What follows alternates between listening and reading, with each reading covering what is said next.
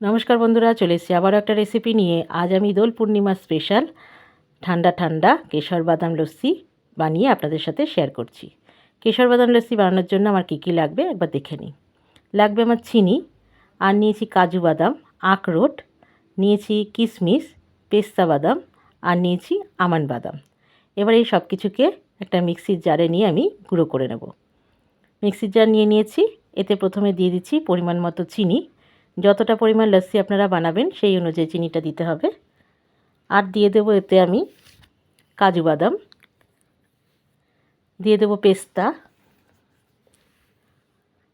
দিয়ে দেবো আখরোট,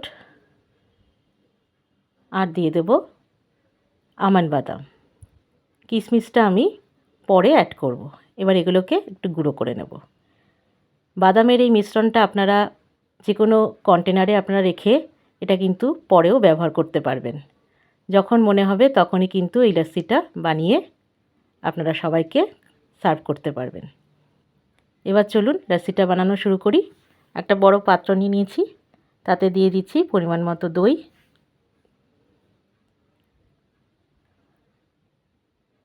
দারুণ টেস্টি হয় এই লস্যিটা খেতে।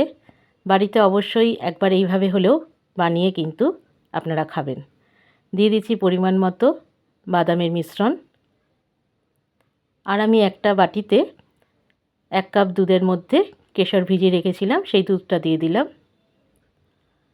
এবার সব কিছু একসাথে ভালো করে একটা উইক্সের সাহায্যে ফেটিয়ে নেব। আপনারা এই কাজটা মিক্সিতেও করতে পারেন, কিন্তু হাতের সাহায্যে করলে পরে লস্যিটা ভালো হয়। ভালো করে ফেটিয়ে নিচ্ছি।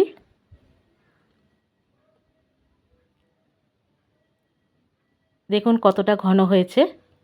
এটা এখন যতটা ঘন মনে হচ্ছে, এটা কিন্তু এতটা ঘন থাকবে না। তার কারণ এতে আমি এখন দিয়ে দেব বরফ। ঠান্ডার জন্য আমি বরফ দিয়ে দিলাম। আমি কিন্তু এখানে আর কোনো রকম জলের ব্যবহার করব না।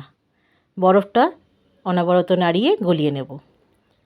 চলে এলাম এবার লস্যিটা সার্ভ করার জন্য। একটা গ্লাস নিয়ে নিয়েছি।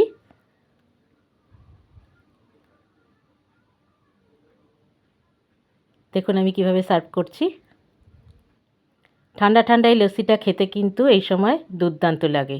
আর আজকে দোল, অবশ্যই বাড়িতে এই লস্যিটা বানিয়ে খান এবং সকলকে খাওয়ান। খেতে কিন্তু ভীষণ মজার। তৈরি হয়ে গেল আমার দারুণ স্বাদের কেশর বাদাম লস্যি। এই লস্যিটা যদি ভালো লেগে থাকে তাহলে অবশ্যই আমাকে একটা লাইক, শেয়ার, কমেন্ট আর একটা ফলো করতে ভুলবেন না বন্ধুরা। ভালো থাকবেন, সুস্থ থাকবেন। দেখা হচ্ছে পরের একটা ভিডিওয়। ততক্ষণের জন্য ধন্যবাদ।